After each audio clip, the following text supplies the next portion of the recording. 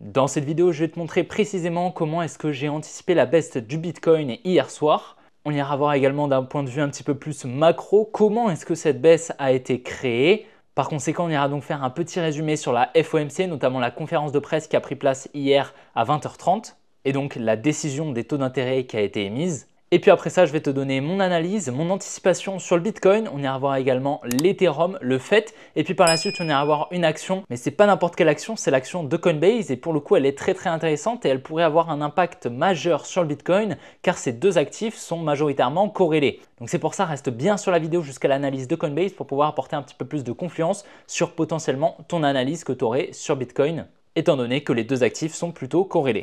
Pas mal de choses à savoir hier sur la FOMC. Comme tu le sais, hier, on a baissé les taux donc de 0,25%. Donc, on est passé de 4,75% à 4,5%. C'était anticipé, on en avait parlé hier. C'était quand même ce qui était le plus probable, avec plus de 99% de probabilité d'arriver. C'était les probabilités qu'on avait vues sur le Chicago Mercantile Exchange. Donc c'était clairement ce que le marché anticipait. Donc c'est bien le cas, mais on a eu un crash majeur sur les marchés. Notamment, tu peux le voir ici, la charte des actions du S&P 500. Clairement, toutes les actions ont énormément retracé, mais pas que. Il y a également les cryptos qui ont pris un sacré coup, comme tu le sais peut-être. Et en réalité, ce n'est pas à cause de la baisse des taux. Au contraire, une baisse des taux, techniquement, c'est positif pour les marchés. En réalité, c'est la conférence de presse de la FOMC qui a eu lieu donc à 20h30, qui a beaucoup fait de bruit, qui a fait énormément de mouvements sur les marchés, notamment à cause des paroles qu'a eu Jérôme Powell. Donc Jérôme Powell, tu le sais, c'est le président de la Fed, la Federal Reserve, donc la banque centrale aux États-Unis. Et pour le coup, il nous a partagé pas mal de choses qui sont plutôt intéressantes et je vais t'en faire part. Pas mal de choses à savoir. J'ai fait un petit résumé aux membres de l'académie pour qu'ils aient hier soir donc une vue un petit peu d'ensemble de ce qui s'était passé et pourquoi le marché était assez volatile. Donc notamment sur la politique monétaire. Donc les taux ont bien baissé de 25%. Tu peux, si tu veux, prendre un screen du résumé et te l'approprier, il n'y a pas de souci. Ce qui est intéressant de voir, c'est les objectifs concernant l'inflation. L'inflation actuelle est toujours au-dessus de l'objectif de 2%, on en avait déjà parlé, mais ils anticipent une diminution progressive prévue en 2025 avec un objectif d'atteindre les 2% d'inflation annuelle d'ici 2025. Et c'est notamment ça qui a fait beaucoup parler parce qu'en termes de politique monétaire, ils anticipent seulement 2 baisses des taux durant 2025, durant l'année 2025. Et ça, pour le coup, c'est ça qui a fait énormément peur aux investisseurs. C'est pour cela que les marchés ont reculé dans les dernières 24 heures. Parce que 2 baisses des taux en une seule année, c'est clairement très peu. Alors personnellement, je pense que ça va se passer un petit peu différemment. Je pense personnellement que Jérôme Powell anticipe une crise qui aura lieu. Et d'ailleurs, je te mettrai en fin de vidéo mon analyse à ce sujet. Personnellement, je pense que la crise aura lieu et c'est plutôt bénéfique pour l'inflation. Parce qu'en réalité, une crise, ça va permettre à l'inflation de descendre à un taux proche de 2%, voire moins de 2% annuel pour les 10 prochaines années. Clairement, en fait, ça fait un énorme choc dans l'économie et c'est réellement énormément positif à long terme. Alors certes, à court terme, ça va faire beaucoup de mal,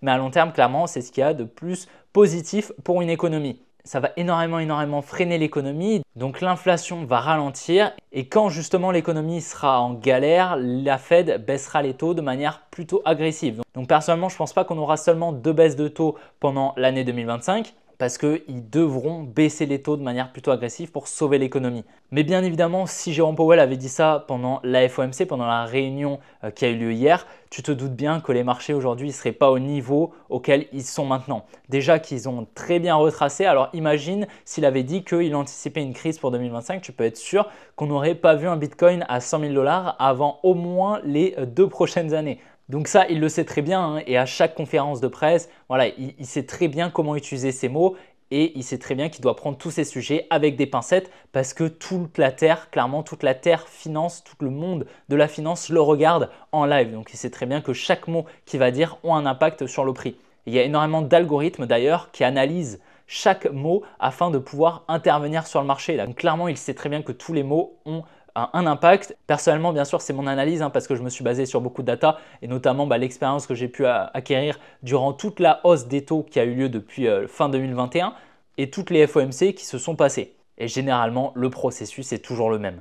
Quelque chose qui est assez intéressant, c'est également concernant le marché du travail. Il dit donc qu'il y a une certaine solidité concernant le marché du travail et il pense qu'il juge inutile de compromettre davantage l'emploi pour atteindre ses objectifs. Personnellement, je pense clairement que l'emploi va être affecté. On peut aller voir, hein, donc sur TradingView, on va voir simplement Unrate, on va aller voir, on va se mettre en monthly. Et si tu regardes, voilà, à chaque fois qu'on a un point bas, je vais te mettre l'indicateur récession, mais tu vas voir qu'à chaque fois qu'on a un point bas, juste après, en fait, on a une récession. Les entreprises sont obligées de liquider du monde, de licencier beaucoup d'employés. Et par la suite, donc, on a un chômage qui augmente. Mais un chômage qui augmente, c'est bénéfique en fait pour l'inflation et ça il le sait, d'accord, il le sait. Et un chômage qui est très bas comme ça à 4,2%, techniquement c'est ultra inflationniste. Tu te souviens lorsqu'on était passé ici de 4,3 à 4,1%, les gens se sont dit c'est bon en fait, c'est terminé, voilà, il n'y a pas de hausse du chômage, c'est top, etc.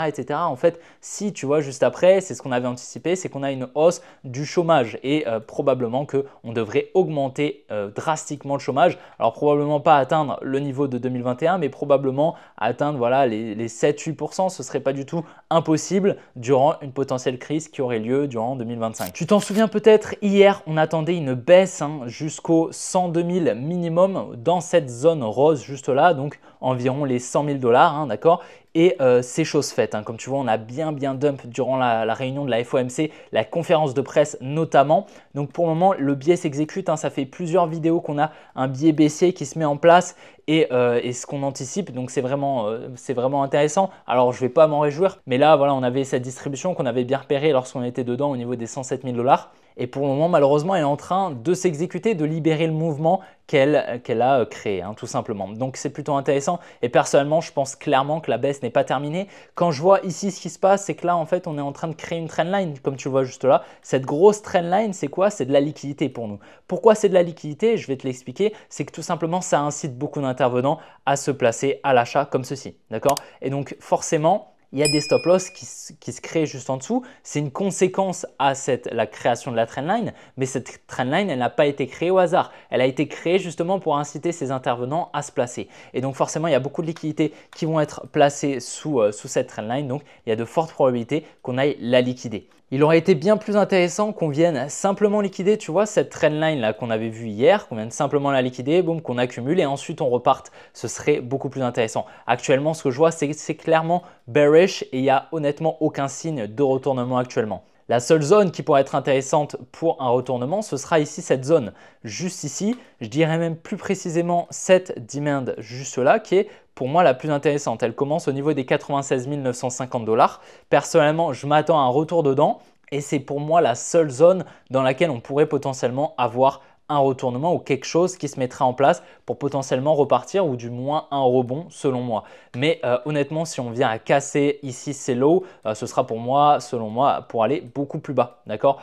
Donc pour le moment, honnêtement, je suis clairement baissier. Honnêtement, il n'y a aucun signe bullish. Mais il faut savoir que voilà, à la cassure ici de cette trendline haussière, on va avoir une grosse libération d'ordre en vente. Tu as bien compris, on va avoir non seulement les stop loss des achats qui rentrent ici, on va avoir les stop loss qui se mettent ici. Donc les stop loss, c'est des ordres en vente. Mais on va avoir également beaucoup d'intervenants qui vont vendre directement à la cassure de la trendline haussière. Donc ça va libérer beaucoup d'ordres à l'achat et donc seulement on devrait avoir au minimum un rebond, je l'espère, et potentiellement un transfert main forte, main faible permettant d'aller chercher des plus hauts. D'accord? Donc c'est surtout ça qu'on va surveiller. En tout cas, clairement pour le moment, il n'y a pas de signe bullish. Je vais patienter en tout cas, mais actuellement, il n'y a rien pour intervenir à l'achat sur le Bitcoin.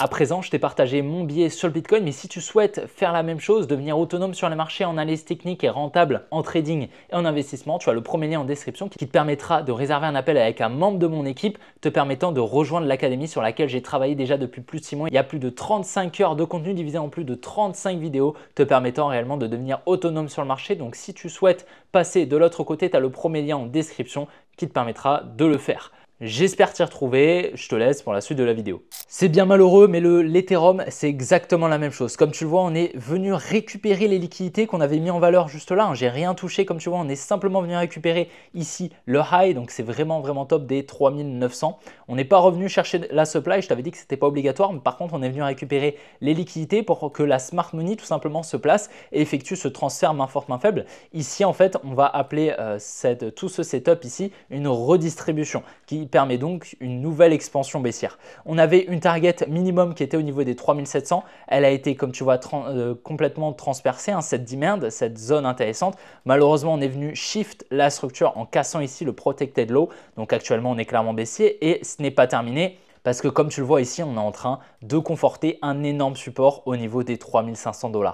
Donc ce que je vais essayer de surveiller, ça va être est-ce qu'on revient par exemple dans tout ce mouvement baissier. Tu vois ici, on a un joli mouvement baissier qui commence à partir de ce high jusqu'à ce low, donc qui commence au niveau des 3450 environ. Est-ce qu'on revient dedans? Alors c'est sûr, on va revenir dedans, d'accord? En tout cas, il y a d'énormes probabilités, selon moi proche de 100%, parce que là, comme tu vois, on est en train de créer un gros support qu'on avait déjà repéré précédemment. Et ce gros support, il faut se dire qu'il incite énormément d'intervenants à se placer ici à l'achat. Donc tous les stop loss ici qui vont être créés, ça va être des ordres en vente. Pour sortir d'un ordre à l'achat, il va falloir vendre ton contrat, d'accord? Mais également, lorsqu'on va venir casser ce gros support au niveau des 3500, il y a énormément d'intervenants qui vont vendre directement au marché comme ceci, d'accord? Et donc forcément, tout ça, ça va avoir un impact sur le carnet d'ordre, il va y avoir beaucoup d'ordres en vente qui vont être injectés sur le marché. Donc soit la smart money va se servir de cette contrepartie, de ces ordres en vente pour racheter tous ces ordres et se placer à l'achat. À ce moment-là, effectuer ce transfert d'ordre entre la main faible et la main forte, permettant donc à la main forte de se placer à l'achat. Donc c'est ce qu'on va espérer bien sûr, mais il n'est pas impossible que la smart money laisse simplement tous ces ordres en vente s'exécuter. Boum, et là, ça va faire dump le marché de manière assez violente et on ira chercher beaucoup plus bas. D'accord? Donc ça, c'est également une possibilité. Et si on va chercher plus bas, ce sera ici la demand des 3200 $. Donc, ce n'est pas du tout impossible. Maintenant, pour le moment, je vais attendre un retour ici dans la demand des 3400. C'est une zone intéressante et je surveillerai le potentiel transfert main forte, main faible qui pourrait potentiellement prendre place. Mais pour le moment, clairement, il n'y a rien de bullish non plus et la baisse n'est pas terminée sur l'Ethereum. Du moins, il y a très peu de probabilité que ce soit le cas. Comme je te dis, proche de 0%, on ira au minimum chercher les 3400 $ selon moi avec d'énormes probabilités. Malheureusement, la demand zone qu'on attendait, enfin du moins que j'avais très bien anticipé ici, dans laquelle on avait eu un joli rebond, a permis une redistribution ici dans la supply qu'on avait vu avec la liquidation ici de cette trendline, le transfert main forte, main faible, etc. Donc malheureusement, comme tu vois, le fait est clairement en train de retracer et la baisse pour moi n'est pas terminée. Comme tu vois ici, on a la création d'une trendline. Donc pareil, il y a beaucoup d'intervenants ici qui vont rentrer à l'achat juste là avec un stop loss juste en dessous. Et donc forcément, il y a beaucoup de liquidités qui vont être présentes juste en dessous de cette trendline. Donc moi, ce que je vais espérer, bien évidemment, ce sera une liquidation de la trendline. On vient récupérer tous les ordres en vente et par la suite, boum, on réintègre, on vient chiffrer la structure. Et donc ici, on a eu le transfert main forte, main faible. Mais actuellement, en tout cas, je ne vois pas de structure haussière. Il y a clairement une structure baissière qui est en train de se mettre en place. En plus de ça, en 2 jours, comme tu vois, on avait ici le market structure shift, donc le changement de structure en 2 jours. Donc c'est une grosse time frame, d'accord, qui vient de passer baissier, qui vient de casser. Donc là, on est baissier en 2 jours et on pourrait s'attendre à une continuation baissière. Donc c'est pour ça, va vraiment falloir surveiller tout ça. En tout cas, personnellement, je pense que les 1.300, les 1.34 ne sont pas le bottom sur le fait et on devrait aller chercher un petit peu plus bas. Si on vient à casser tous ces lots, on ira chercher cette demand au niveau des 92 centimes. Donc ça va faire très mal sur le fait clairement depuis le top ici. Donc c'était notre dernière zone de danger. Comme tu le sais, cette supply des 2 $, c'est clairement la dernière zone de danger qu'on avait. Malheureusement, comme tu vois, elle a permis, c'était la dernière zone, clairement c'était là où le prix pouvait retracer et malheureusement, tu vois, elle a permis un moins 34% sur le fait. Donc c'est pas rien. En tout cas, ce qui était extrêmement probable, c'est que si dans le cas où on allait chercher ici le high, donc on cassait ici ce high, qu'on cassait cette zone de danger, donc des 2 $, clairement ça aurait été un nouvel ATH sur le fait. Et je t'en avais fait part. Malheureusement, tant qu'on ne cassait pas ici la supply, clairement c'était beaucoup moins intéressant d'anticiper un ATH. Donc c'est assez dommage ce qui se passe sur le fait, mais bon c'est comme ça. Maintenant on va anticiper un potentiel rebond qui pourrait prendre place à la suite de la liquidation de la trendline. Pour le moment en tout cas je ne vois rien qui peut être intéressant. Si tu me suis depuis plusieurs semaines, tu le sais peut-être, ici on avait repéré cette supply zone au niveau des 330 $ sur l'action de Coinbase qui était vraiment super intéressante et à l'intérieur de cette dernière on avait une jolie distribution en daily environ en 12 heures. Okay, donc une très jolie distribution qui a pris place avec les phases de week off comme tu vois le Buy Climax Automatic Rally, le ST et le Uptrust. Je te l'avais partagé lorsqu'on était ici, lorsqu'on venait de liquider. Donc magnifique, on a eu le changement de structure qui avait pris place ici, je t'en avais parlé également. et les liquidités qui nous apportaient de la confiance qui était ici, comme tu le vois, hein, je t'avais tout mis en valeur, et la trading range qui était ici, qui est également était donc un gros niveau de liquidité qui vient d'être liquidé. Pour moi, la next target sur l'action de Coinbase, ça va être les 220 $. Donc tu vois, à partir du top, on est à environ moins 40%. Et cette action de Coinbase, elle est extrêmement corrélée au prix du Bitcoin parce que forcément, plus Bitcoin est haut, plus ça ramène beaucoup de monde, plus ça intéresse du monde et donc forcément, Coinbase va faire beaucoup plus de bénéfices. Et donc forcément, l'action de Coinbase est impactée par ces résultats. Donc malheureusement, un Bitcoin qui baisse, c'est une action de Coinbase qui baisse. Mais malheureusement, une action de Coinbase qui baisse, généralement, c'est un prix du Bitcoin qui baisse. Donc en fait, l'action de Coinbase peut nous apporter de la confiance sur le biais qu'on va avoir sur Bitcoin. Et malheureusement, actuellement, c'est clairement baissier sur l'action de Coinbase. Donc on pourrait potentiellement anticiper une continuation de la baisse sur le Bitcoin et ça pourrait faire très très mal au marché, ça c'est clair.